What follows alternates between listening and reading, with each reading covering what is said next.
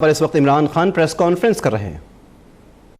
पूरी तरह आप तहकीकात कंप्लीट करें। कई नाम तो हमें शुरू में ही आ गए थे, लेकिन ये एक मामला ऐसा है कि आप किसी भी बेकसूर इंसान का नाम नहीं ले सकते, क्योंकि जब आप उनके ऊपर ये बहुत बड़ा इल्ज़ाम है कि उन्होंने पैसे लेके अपनी वोट बेची, तो हम ये चाहते थे कि हम पूरी तरह मुतमईन हो जाएं। ये जो नाम है ये हमने पूरी तरह तहकीकात करके आपके सामने लेके आ रहे हैं। मैं ये कहना चाहता हूँ कि ये सेनेट के लिए ये पहली दफ़ा नहीं है। ये जब से ये हुआ है ये टिकट बेचते हैं। ये 30-40 साल से अपनी वोट बेचते रहे हैं लोग।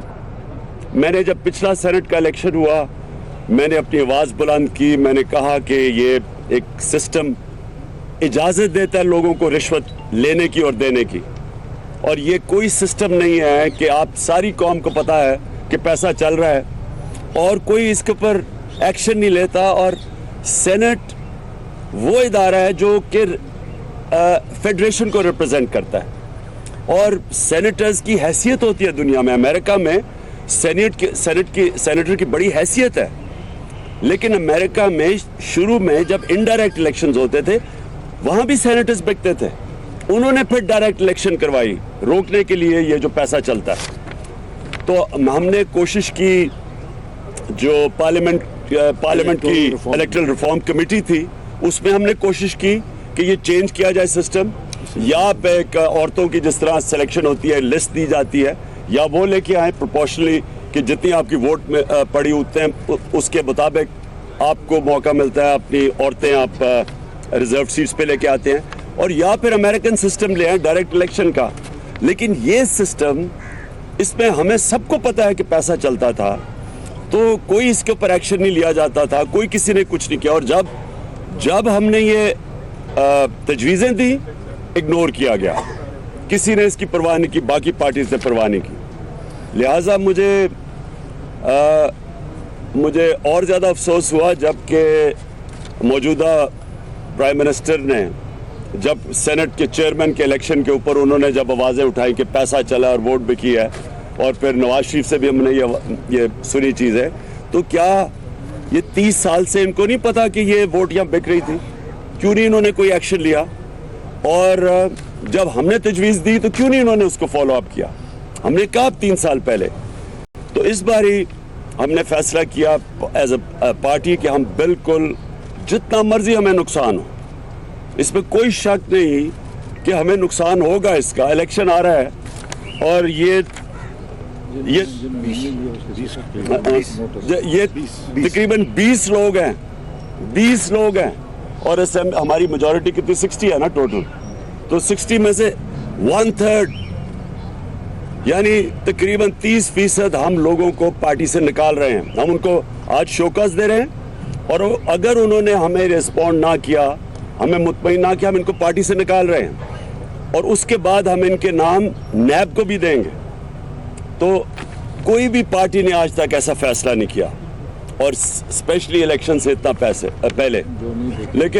लेकिन हमने ये इसलिए फैसला किया, हमने कहा कि जितना भी हमें नुकसान हो, हम आगे से ये नहीं देखेंगे कि लोग पॉलिटिक्स में आते हैं, लोग इनको, हमारी पार्टी के कारकुन, इन्होंने से कई लोगों को जिताया जो कभी जीत ही नहीं सकते, तसव्वुर भी नहीं कर सकते थे जीतने का। उनको हमारे नजरिए ने लोग निकले और उन्होंने उनको वोट दिलवाई। उनके पास पोलिंग एजेंट्स भी नहीं थे, कभी पहले असेंबली में भी नहीं आए, और उन्होंने उस हमारे वर्कर को, उन वोटर्स को जो नुकसान पहुंचाया अपनी वोट बेच के, हमने ये फैसला किया था कि जो भी हमें नुकसान हो पार्टी को, हमने इनको नहीं छोड़ना। और मैं वोट का तकद्दुस बहाल इस तरह होता है। हाँ, जो ये आजकल अपनी चोरी बचाने के लिए वोट का तकद्दुस बहाल करने का ड्रामा हो रहा है, ये है वोट का। आप जो वोट को रिस्पेक्ट दे रहे हैं, वोटर को रिस्पेक्ट दे रहे हैं, कि जिसने वोटर के जो इस वक्त सारा पैनामा का केस ये है कि किसी ने आपको वोट डाली और आप इक़्तिदार में आके खुद पैसा बनाना शुरू कर दें, ये एग्जैक्टली ये चीज़ उन्होंने की है। लिहाजा हम इनको निकाल रहे हैं। लेकिन मैं इसके साथ साथ ये ज़रूर कहना चाहता हूँ कि जिन लोगों ने, हमारे कई गरीब हमारे एमपीज़ थे पैसे वाले लोग नहीं थे। जिन्होंने जो नहीं बिके, मैं आज खास दाद देना चाहता हूं क्योंकि पैसा इतना ज्यादा था। यानी वो अल्लाह कहता है ना कि मैं तुम्हारे ईमान को आजमाऊंगा औलाद से और पैसे से, तो इनका ईमान वाकई आजमाया गया है। 4-4 करोड़ रुपया ऑफर किया गया, लिए लोगों ने 4 करोड़ रुपया। कितने लोग हैं जो कि आम घरानों से हैं जिन्होंने 4 करोड़ रुपया नहीं लिया। तो मैं आज उनको भी खास, जो हमारी पार्टी में, उनको मैं खास खराज तहसीन पेश करता हूं और उनको दाद देता हूं। अब मैं ये आपको नाम पढ़ के बताने लगा हूं, लिस्ट दे देंगे, ये लिस्ट आप में डिस्ट्रीब्यूट भी कर देंगे। जो हमारी ख्वातीन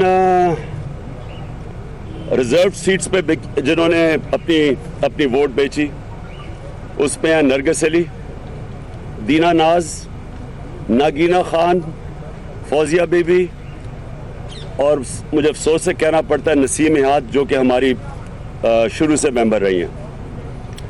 जो मेल्स जिन्होंने अपनी वोट बेची पीटीआई के, जो हमारे मेल मेंबर्स थे, सरदार इदरीस, उबैद मायर,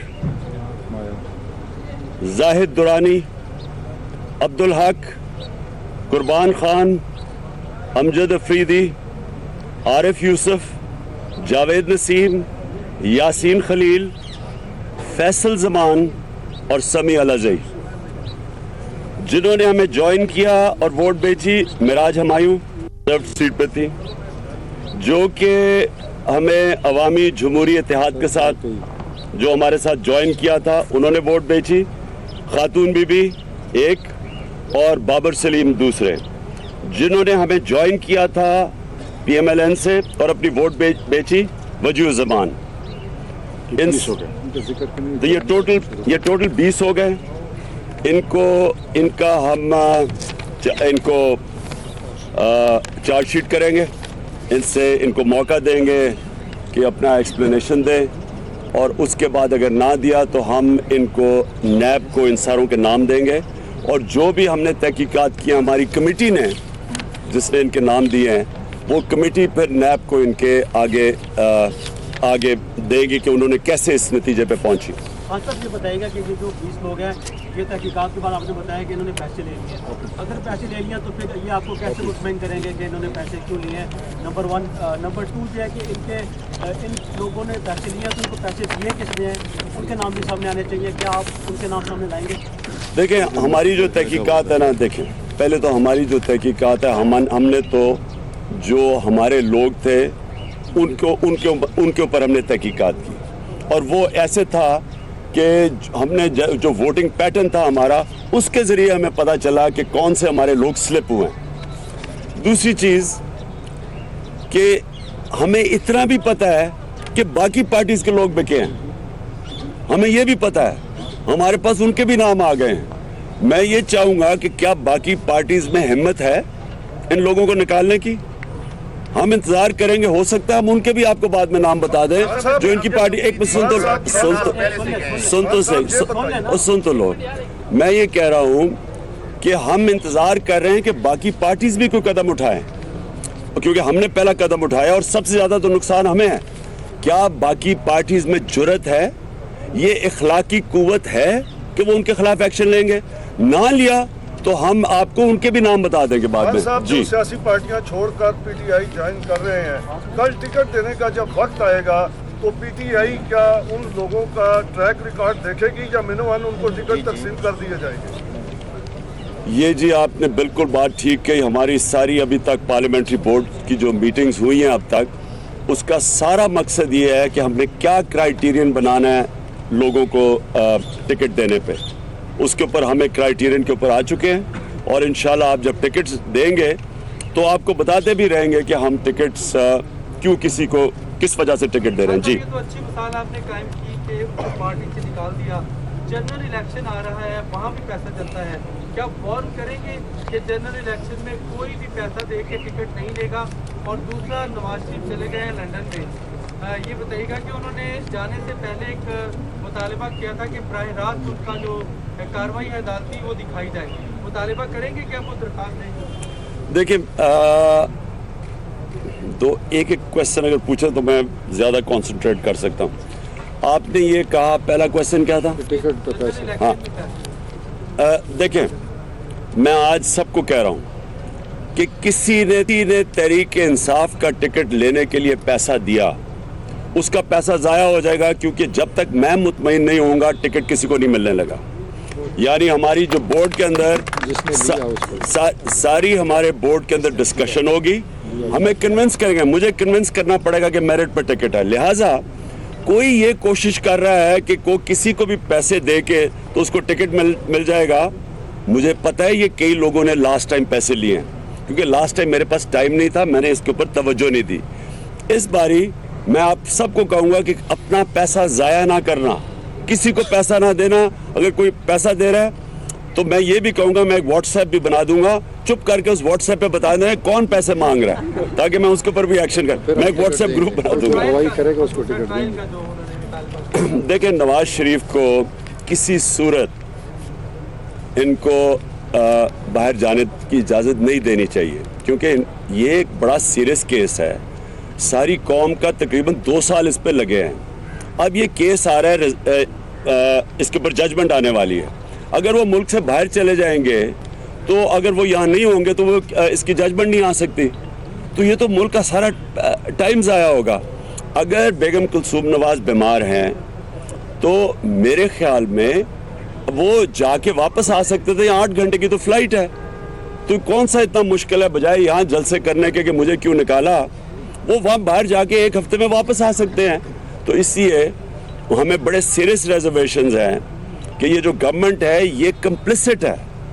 बजाय मनी लॉन्ड्रिंग, जो सारी कौम का पैसा बाहर जाता है नुकसान होने में, उसको बचाने में ये कंप्लिसिट है मनी लॉन्ड्रिंग को बचाने में। साहब ये फरमाइएगा, पंजाब महाज के लोगों से शामिल मुख्तार साहब की मुलाकात हुई, 3 साल से भी राब्ते में। ये फरमाइएगा कि 29 अप्रैल को वो सारी की सारी विकेटें आप गिराने जा रहे हैं, या उनका इंतजार जो है वो आप ज्वाइन करेंगे कि उनका मुकाबले में अपने कैंडिडेट पूरा करें? Thank you. देखिए, ये तो होगा नहीं कि हम किसी के लिए अपने कैंडिडेट्स ना खड़े करें।